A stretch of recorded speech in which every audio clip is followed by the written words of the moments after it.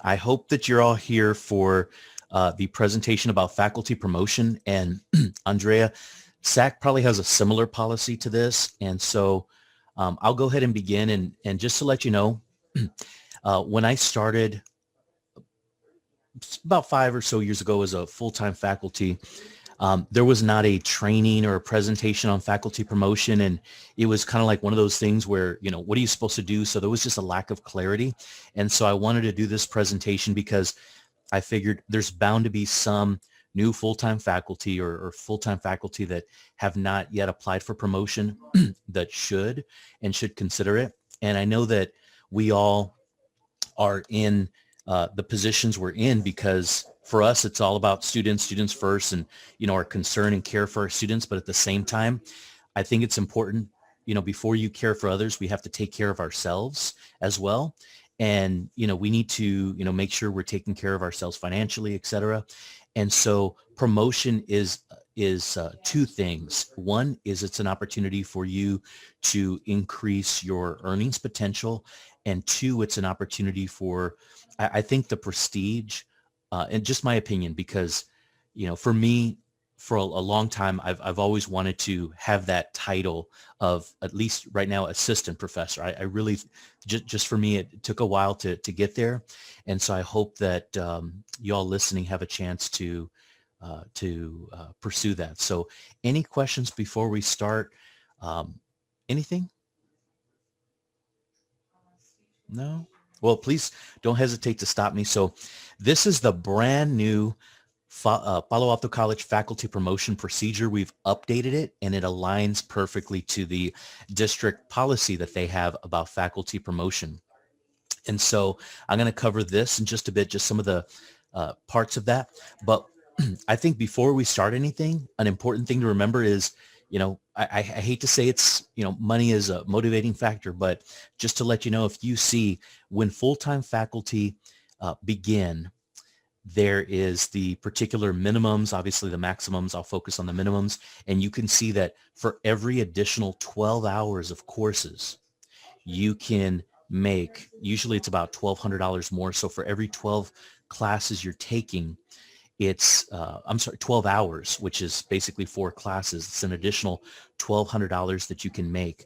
And that also related to the promotion process, you'll see that once you apply for promotion and you go from instructor to assistant professor, you make an additional on top, per year, the 1468, or if you're already an assistant professor seeking promotion to associate professor, you'd make $2,900 more, or full professor, $4,300 more. So I start with this first because if you think about it, some of us may be teaching, 20 more. I mean, we have some faculty that are teaching well into their 70s. And I, if I can, God willing, I'd like to teach into my early 70s. And you think about it, that's, 20 more years of possible income. So you're thinking 20 more years, 20 times this amount, 4,300, you're possibly leaving, $80,000 on the table. And so who would right here say no to an extra however many thousands of dollars that you could possibly earn? So, just something to think about. I'm starting off with the motivation first, trying to get everyone motivated. And then the other piece that I'm going to talk about in this presentation related to promotion, and at a minimum, just going back to school to take a couple of extra classes, is because once you're hired, so I was hired as an individual with an MA. So I had a Master of Arts. But for every 12 hours, you think about it. So I've completed 12 hours. And so think about if you teach beyond like an overload as a full-time faculty, if you teach overloads, let's say you teach a 3-hour class, the difference between teaching at a Master of Arts, making $25.66 versus $26.45. Yeah, sure. It's $90, but you think about it, it certainly adds up over the course of your lifetime. And if you pursue 24 hours or, in this case, 8 classes, that's 27, 23. And so during this presentation, I'm going to share with you guys that for me, I have, and I still do have a good amount of student loans. And so for me, I was frightened to pursue a doctoral program But thankfully, our college president, Dr. Garza, partnered with a university called University of Texas Rio Grande Valley. And I will tell you that over the last year, just the last year, based on the scholarships that we have in partnership with UTRGV, based on the tuition reimbursement, the tuition for all the classes that I've taken, and you can basically take 18 hours every year. So 18 hours a year. I've paid about, this year alone, I've paid $600 total out of pocket. So given tuition reimbursement, given the scholarships, so you think about it, $600 paying out of pocket compared to, being able to get on this promotion track. So I just wanted to share that with you guys before we get started talking about the procedure and getting into the details. Any questions so far? Just, wanted to check in. Any questions? I actually do have a question. When you say taking hours, does that mean going like what you're doing? You are going back for a PhD. When you say that, you don't have to enroll into a master's or a PhD. Are you talking about just enrolling and taking some, in essence, it will be continuing education courses, or what kind of courses? That's a great question. And we're going to talk about the type of courses and the procedure. I will tell you that Alamo colleges not typically, but the policy is you take courses beyond what you have in your specific discipline, or you can take courses in the education track. So as an example, in Andrea's example, where she has a master's in a computer IT related field, she can either go for additional hours for a doctorate, or she can choose to go for hours in education like curriculum and instruction. So Alamo College's policy and the college procedure is you have the choice of a courses within your discipline related, or it could be education related to help you become a better teacher. So either help you enhance your understanding of the discipline or help you become a better teacher through taking education, curriculum, and instruction classes. Continuing education, let me take a look when we look at this procedure. I don't believe it does count continuing education because it's a graduate, or if you were hired with an associate's, then it would be completing the bachelor's degree. And so that'll be for the PTE students. So just over the highlights of this, and I'll share this with you guys as well. Full-time faculty are granted promotion. There's a board policy speaking to it, and each department, so you might want to talk to your chair. Each department has a departmental promotion guidelines that they review every 3 years. And some, I'll be honest, don't have it as formalized as I would like. Sorry about that. I have a younger kid, running around like crazy. Sorry about that. Full-time faculty ranks in the Alamo colleges. So the positions are instructor, assistant professor, associate professor, and full professor. Now, adjunct faculty do not formally possess academic rank, so just keep that in mind. As an adjunct faculty, they're simply adjunct faculty, but full-time faculty can be promoted from instructor to assistant professor, associate professor, and full professor. And note this, full-time faculty hired after the start of their fall semester should treat the academic year in which they were hired as year one. So if you were hired in spring, that's still your year one that you were hired. So please note the initial placement. So most of us were hired as an instructor unless you had a PhD or an EDD or a terminal degree such as these. In that case, you may be appointed starting out working as an assistant professor. So just keep that in mind when you think about promotion. And so details of this include eligibility for academic transfer. So for those on the call that teach courses that were hired specifically for ACGM, and so I think, for example, Andrea, you were hired at, computer programming, so you're technically academic transfer. So you're under this track. Stephanie and Jessica, you're on the PTE side, so you're hired. I'll get to that part in just a bit. And so for academic transfer, because you were hired for that primary reason, note that are defined as faculty whose placement in class is determined by their qualifications for teaching courses listed in and approved by the ACGM. And so that's a repeat. To be eligible for promotion to the rank of assistant professor, an academic transfer faculty must have completed a minimum of 3 years of full-time employment as an instructor with the Alamo colleges and must have earned 12 semester hours or equivalent quarter credit above the master's degree in approved courses. So again, those that were hired, Andrea with the master's, to be eligible, you complete your 3 hours of full-time employment. And in Stephanie's case, this is going to be similar where you complete 3 years of full-time employment, and I'll get to your semester hours in just a bit. For in Andrea's case, you earn 12 semester hours or equivalent, and then you would be eligible. These credits may be relevant to the teaching discipline. So note this, it may be relevant to the teaching discipline or related to the field of education. So it's related to whatever you teach, or you could take curriculum and instruction classes, and then you make an application for promotion during the 3rd year of full-time employment. So please note this because it confused the heck out of me, and it's like almost reading a legal doctrine. So in the case of Andrea, after you've taught for 3 full years, think about that 3rd year, the 3rd year that you're teaching full-time. So the 3rd year you're teaching full-time, before you complete the 3rd year, before you go into the 4th year. So think it was fall 2020 when you started. So think fall 2022, that the year that you start your 3rd year, your college will put out like an email saying it's time to apply for promotion.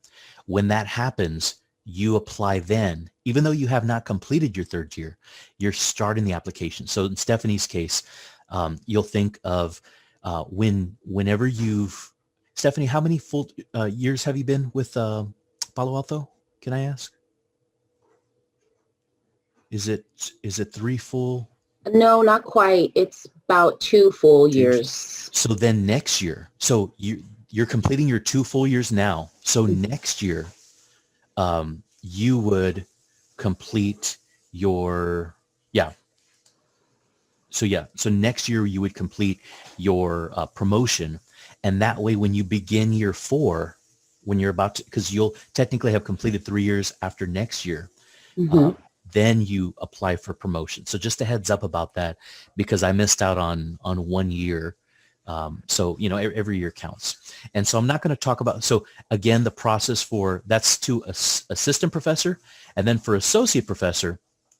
So for assistant professor, it was 3 years, but for associate professor is if you've been an assistant professor for 4 years. So you have completed 4 years of full-time employment as an assistant professor. So if any of you guys were hired on as assistant professors, then you would need to complete 4 years. And in the 4th year, at the start of the 4th year in the fall, when VP Tanner sends out an email saying, okay, we're going to be applying for promotion, that's when you begin the process of completing that. And I'm going to show you what that looks like. So please know I'm going to get there. I'm just covering like some of the details. I don't think any of us are right here yet for the full professor, so I'm not going to talk about that. But for CTE, PTE faculty, to be eligible for promotion to assistant professor in the career, I'm sorry. It would help if I shared my screen. Sorry about that. So to be eligible for promotion to assistant professor in the CTE area, you must have completed 3 years of full-time employment as an instructor. So same thing as the arts and sciences. And then a faculty must have earned a bachelor's degree relevant to the teaching field or field of education. So in the case of PTE, where for arts and sciences, you have to take an additional 12 graduate hours. In this case with PTE, you must have earned a bachelor's degree relevant to the teaching field or field of education. And so it's possible that if you were hired on in PTE and already have a bachelor's degree, then you're good to complete the process for applying for promotion at the start of the 3rd year. So I think that covers everyone. And then the application, when to apply, it should occur, take a look at this, during the academic year prior to the year in which the faculty member becomes eligible to be awarded for promotion. So again, just keep that in mind. Just, it helps you kind of understand that process. And we're going to be covering all of this, the application process. So typically, what happens is the process is an email sent from the VP's office, and you are to apply by September 15th of that year. So I would put it on your calendar, Stephanie and Andrea, if you want to put it 2 years out, but Stephanie, for next year in August, contact Lydia or contact your chair. Hey, just please make sure to communicate with me when the application for promotion begins. And then you have on your calendar a deadline of September 14th. And basically it's just a letter from you stating that you intend, I, Stephanie Solano, intend to apply for a promotion from instructor to assistant professor, very short. And so then October 15th. And so you can see this student evaluation. So we're going to talk about all of these parts in just a bit. There is a department promotion committee that reviews your application. And so just heads up on that, and you help select that those individuals. You get to choose who is a part of that. There's responsibilities of the department chair. Basically, they're a next level reviewer from that of the initial promotion committee. The dean is the next level reviewer after that, the vice president. And please know that sometimes things are missed, and I'll share my experience. And whereas the promotion committee may have missed something, the dean, and the dean that reviewed mine was Patrick Lee. He said, you need to have this, and this. And so remember, your deans, your chairs are all there to support you. And so just be willing to accommodate. And sometimes you may have to spend, in my case, I spent 16 hours in 2 days extra beyond my duties of just correcting what needs to be included in the promotion dossier. And then by the end of the year, the president approves. So by the end of your year 3, the president approves, and whether or not it's been approved, and you have an opportunity to appeal. That's this information here. There's a promotion appeals committee. And so I know this is a very long application, so let's continue talking about it now that you have a better idea. For those that came in late, just a heads up that this is the pay scale when you're first hired. And so note that anytime you decide to take additional graduate hours, so promotion is from instructor to assistant professor to associate to full professor, but in between that, you don't have to wait 3 or 4 years if you want a pay raise. So please know that. Stephanie, Andrea, and everyone else, you can take additional graduate hours.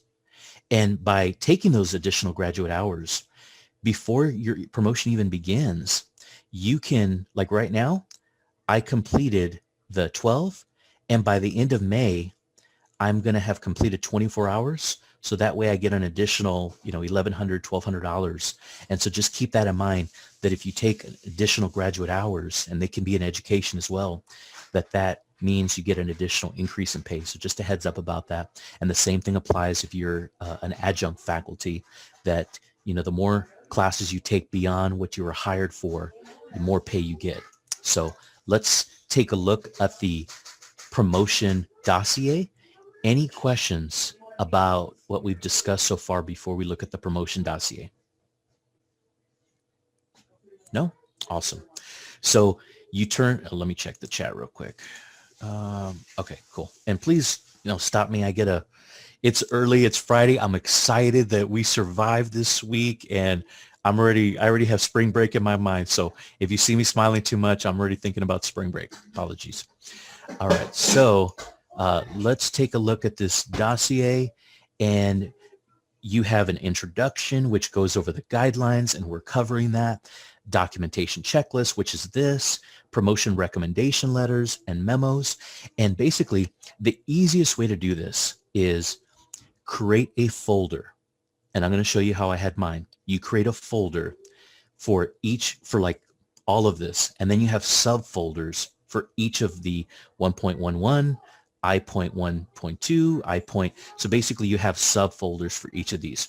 So do you have an up-to-date resume, a change of status form? And if you previously worked in the private sector like me, you may not be accustomed to saving every little thing. But at Alamo, welcome to Alamo Colleges, where you save every document, every file, even if it's over 5 years old. So just a heads up about that. So save everything. So what are some examples of things you might save?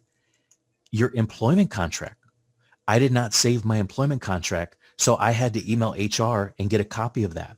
So the employment contract, when you first started, save it as a PDF. You know, you get it from HR, save it. Your official transcripts, have it saved somewhere. Your course approval forms, and I'll show you what that looks like in a bit.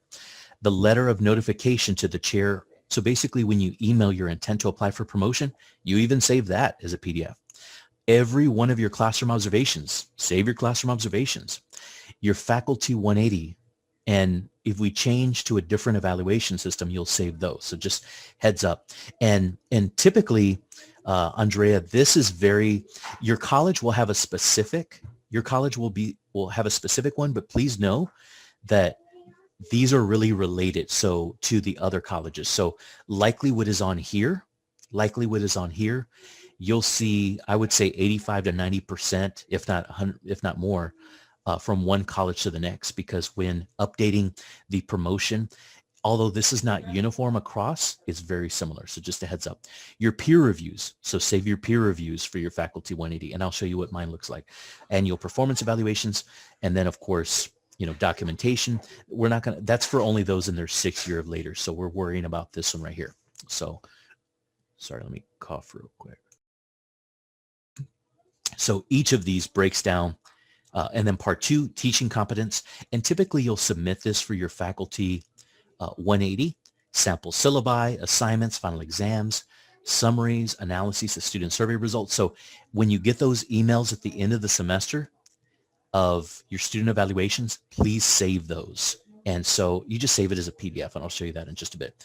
Any curriculum development projects, you save it. So everything you're seeing here, you want to save in PDF format. An example, I would say for, syllabi, I saved about 2 of mine. So 2 of each one per semester. And I didn't hear any concerns when I submitted the 2. But again, each of your departments will have guidelines. So keep that in mind. Based on your departmental promotion guidelines, look at that, talk to your chair. How many examples of evidence are needed for each of these? Is it 2? Is it 3? Because it may vary depending on some. You're going to also want to include examples of service, such as service to the discipline department, the college district, and to the community. And again, this will be included as part of your faculty 180 evaluation. Professional growth. Any examples of you attending conferences or workshops, examples of you submitting papers or presentations, examples of grant applications. And please know it's okay that if you don't have anything, totally understandable. It's, look at your departmental guidelines and see what the expectation is, because in some programs, they may not have any expectation. You might not have anything in terms of publications or membership in professional organizations. So just a heads up. So that's this document. This is the overview of the general dossier.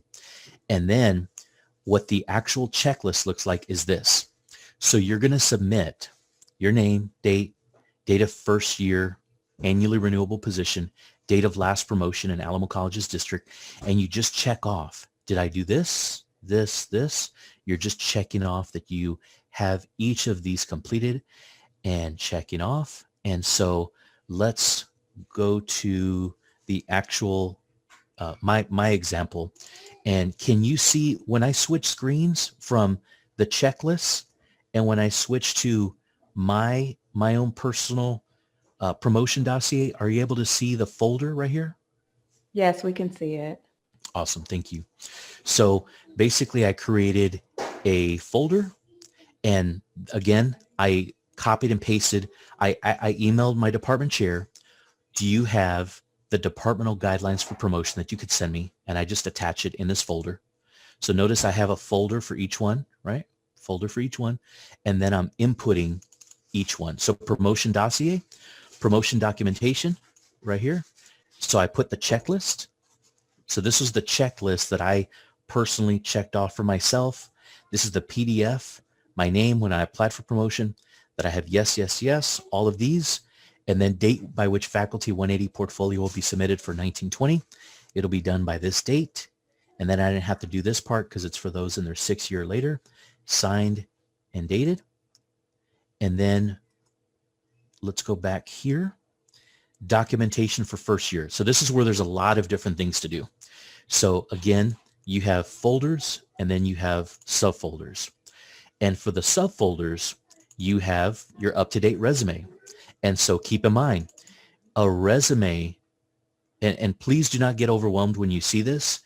Mine is probably overkill. It's probably overkill, but in your CV, you typically want to have your education. And that includes, if you're not done yet with your education, what classes have you taken as far as if you're pursuing a doctorate or taking additional courses, your master's, any certificates of training that you've completed, like at Alamo colleges.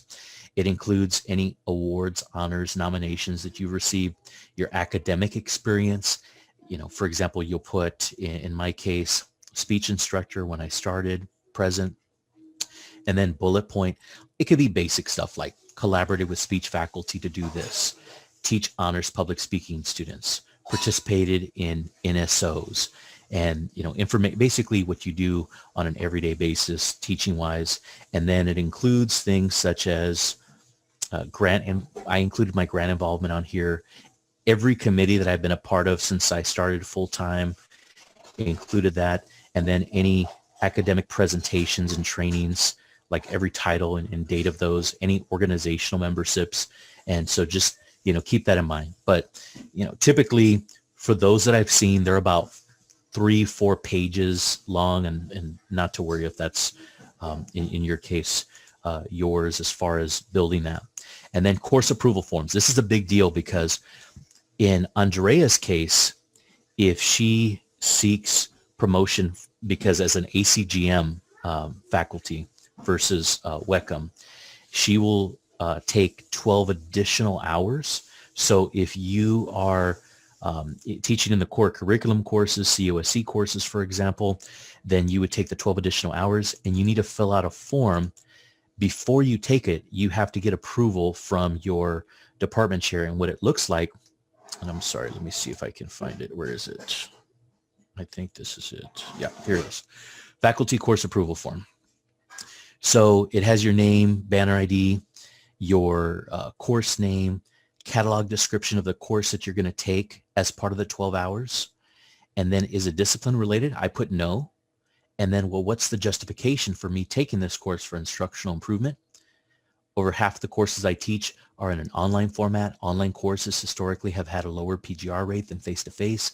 Understanding contemporary research relevant to effective online instruction will provide me opportunities to improve online engagement and design to better serve students and share with peers.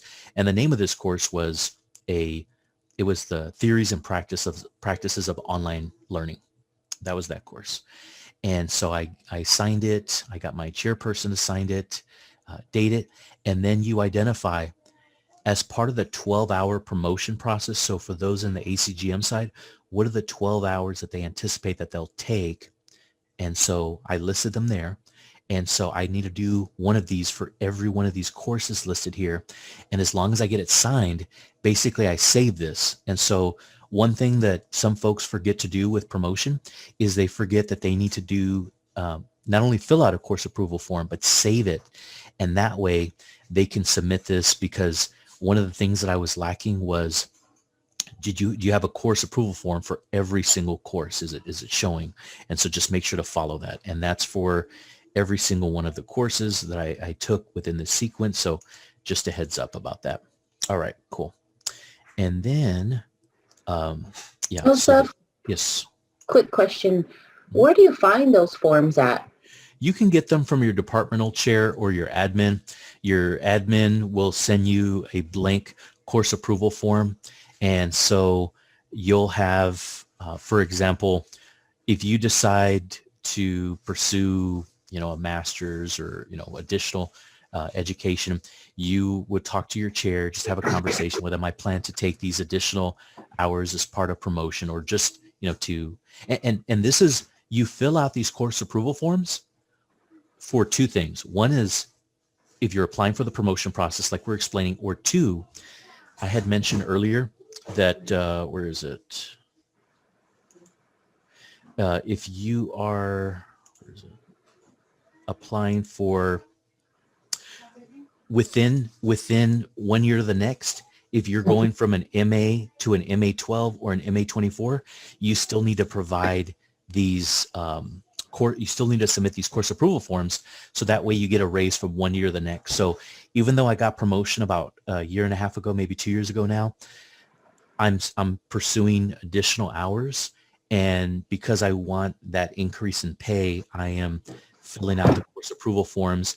And then with the department assistant at the end of the year, she sends an email saying, has anyone taken any additional hours beyond what you were hired or beyond your last promotion, they call them class changes, beyond your last class changes. And that way I can submit the form. And what she submits is these course approval forms indicating that you've completed, let's say 24 hours or 36. And that way, beginning in the fall, if you've taken additional hours, you get paid this much more. Okay. Okay. So just a heads up about that. And then official transcripts, I saved mine, and, I understand official, the actual ones. And if your department requires the ones sent directly from the university to the chair, then you can certainly do that. But our department guidelines allow yes, it's official in the sense that, it was emailed to me and then I saved them as a PDF. And so some departments are good with that. And so just a heads up on that. Official transcripts. The ACD, when you were first hired, your employment contract, save that PDF. So original offer letter. And then letter of notification. This is when you intend to apply for promotion. I mentioned that I was going to share what this looks like. And basically it's in response to the email notification, from the Vice President of Academic Success, Beth Tanner, I intend to apply for promotion. That's how basic it is. So just like a one-liner that you intend to apply for promotion. And notice the longest part it took to write this is, the top part, the memo format, but just that's how it looks like. And if you need me to send this to you, I can certainly do that. Just, let me know. And then you also, all your classroom observations. And please note the departmental guidelines vary for this one. My department guidelines for promotion wanted me to put all of them on one single document in a PDF versus individually. So I saved them, all the way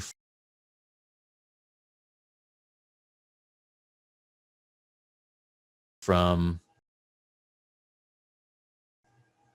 and I save all of my classroom observations. So I had some from, actually, I thought I had some older than this. This one's since 2016. And so you just save them 2018. Yeah. So you just save them. So make sure.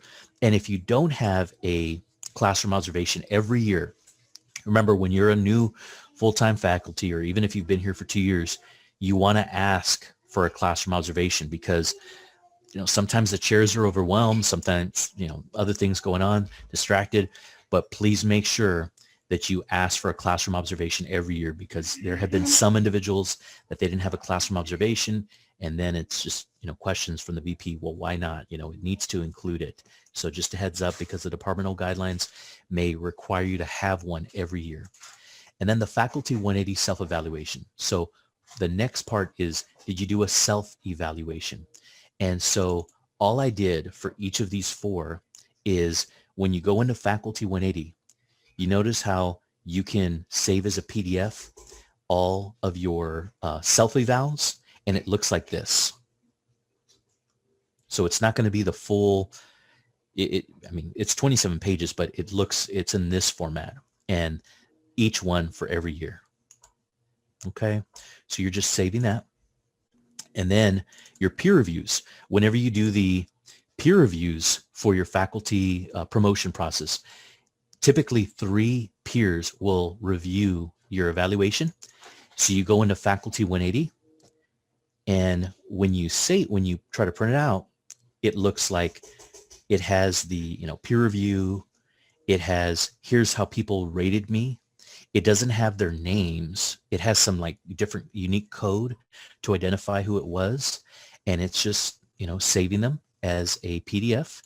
And I note you'll have, here's my 3 from 15-16, my 3 from 16-17. And actually I had 3 17-18. And I had 2 do it 18, 19 because one person didn't do it for whatever reason. So just include all who completed it, you'll provide it. And then your chair through Faculty 180 provides you an evaluation. So I simply saved as PDF all my evaluations by my supervisor. And 1 year, one was not completed by a chair. So I just put a document here stating chair evaluation was not completed. Here was the chair at the time. So heads up, if you, every year, in addition to asking for a classroom observation, so check, make sure your chair is doing a classroom observation, but also asking, hey, I need to do my Faculty 180 and I need to be evaluated by my chair. Can you send it to me? Because again, sometimes people get busy and they may just forget to complete that, but it's needed for this document. And then once you have this part, that's the check in the box for part 1. Part 2 is teaching competence. So remember, you save your sample syllabi and assignments. So you notice how for Faculty 180, you have to submit examples or artifacts, and typically it's your syllabi or assignments. I basically went into my Faculty 180 and I have, please note that what I also do for Faculty 180, and I'll open up a new folder to share what I do, is I have a folder called performance evaluations. And for every year of my performance evaluations, I have, where is it? Let me find a good example. Here it is, 16, 17. I divide it up between subfolders based on Faculty 180 evaluations. And I have a folder for administration, dissemination, scholarly discovery, creative activities, service to the institution, instructional design, assessment. And when I am maybe like I'm revising an assignment or developing something curriculum-wise, or maybe when I volunteer, basically anything that I'm doing. And remember, at Alamo Colleges, we save and track everything evidently. We drop it into a folder so that way when I'm doing my Faculty 180, I can have that as documentation. And also I have the documentation for my promotion so that for teaching competence, I have those documents for my syllabi, assignments, final exam saved. And remember, whenever you get those emails for your student evaluation results at the end of term, you save those. And granted, maybe only one student may fill it out, but unfortunately, that's the way it is. So you save it. So results for instructors, I saved this one. And that's what it looks like. You save your student evaluation results. And I'll be honest, because the results were so low, like in terms of so few responses from students, I think only in some cases, 2 of them, that I even did, let's see if I even put my rate my professor ratings. It's not required, but I actually have more ratings on Rate My Professor than my actual ratings from end of class responses, but I did include that. And, my dean chuckled a little bit and said, thanks, it's additional information. So it's fine. Nothing to complain about. And then curriculum development projects. So let's say you're revising or coming up with an innovative assignment, active and collaborative learning assignment.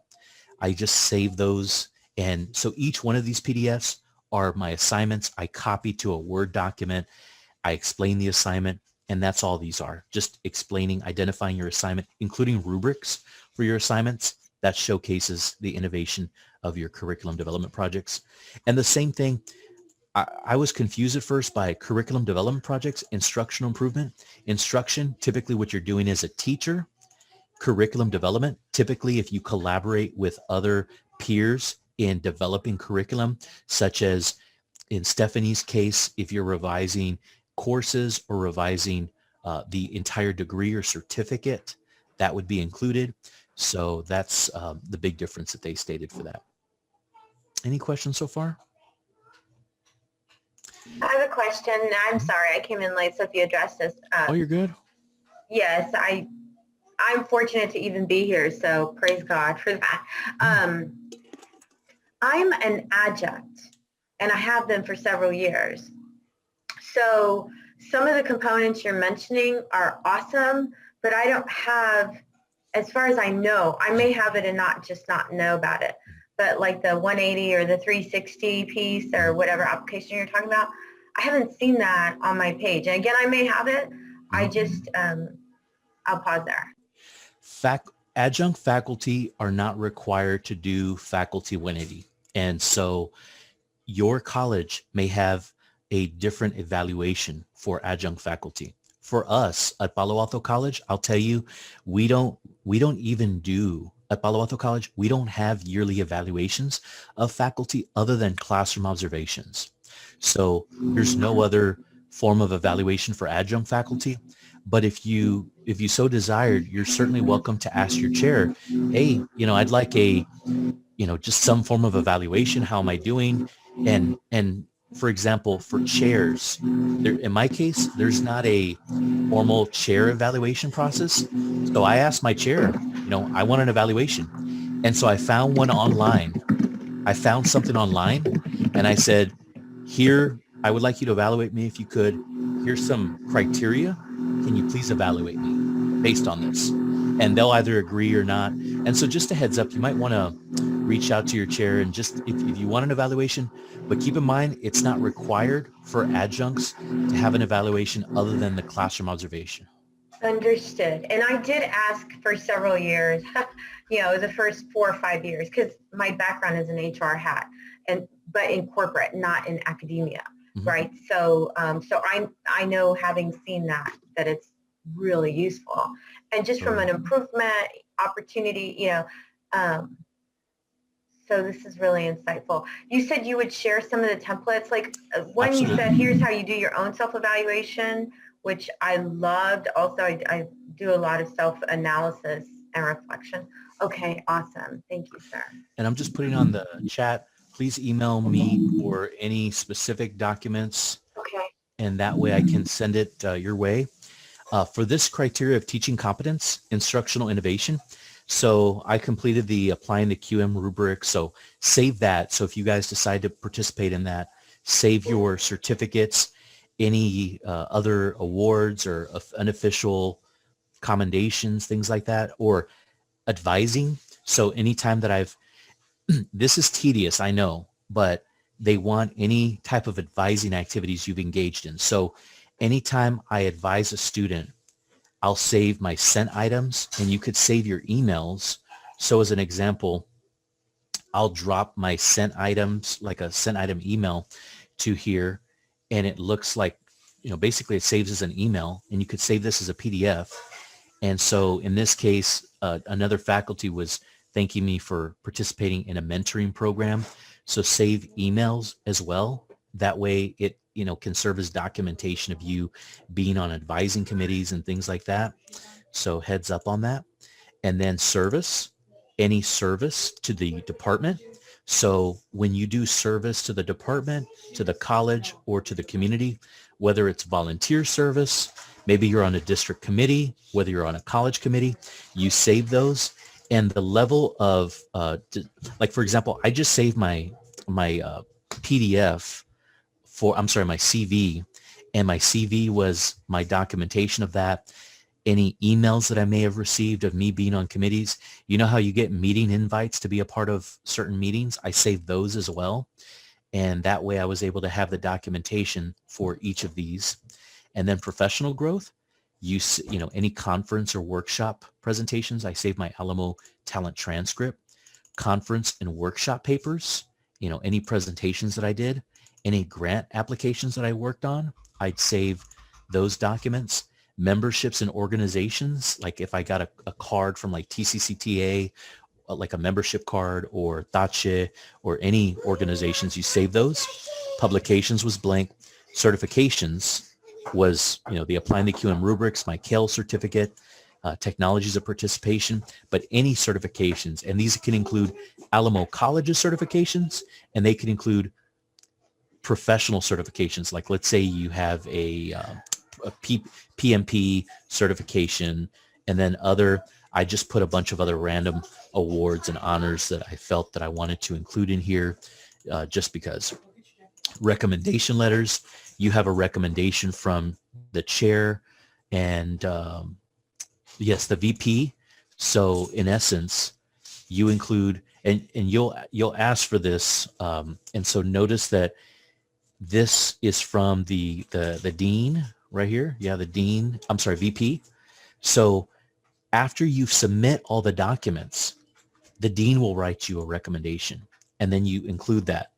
The VP will then write you a recommendation, and then it'll eventually go to the college president where they'll review this, and they'll have before them all this evidence to determine whether they're going to accept your application for motion or not.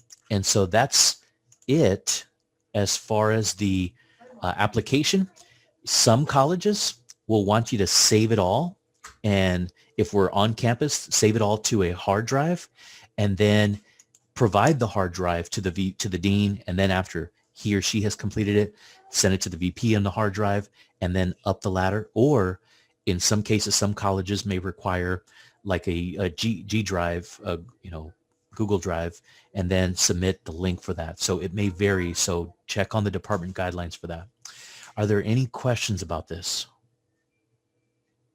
So again, the big thing is, I know we're all here for the students, here to, support our students, but it's good to earn additional income as well as part of this promotion process. And so, and one thing I'd mention, because I wanted this presentation to be about how faculty can increase their income as a whole and talk about promotion. But I was going to also mention things like, if you don't have a 403B already through Alamo colleges, start one up. I rolled over my 401k from a previous company, created a 403b. That way it comes out of your, check a certain amount. You can maybe $10, $50, or whatever amount you want. And that way it's pre-tax to come out. And especially with the market right now, the market is doing spectacular, except to the last 2 days, but it's doing great overall. And that way it's good to help for your mitigating tax liability. And then also there's, think about, applying for promotion as an additional opportunity to increase your salary. So any questions before we wrap it up? No? Well, I appreciate your time. And if you have any questions about this process, do not hesitate to email me. I can send you documents, and when it's your time. So don't forget, one of the things that I mentioned early on is just putting a date on when you're up for eligibility for any of these. Put it on your calendar. And when it gets to that time, don't hesitate to reach out. I'll be happy to provide some assistance.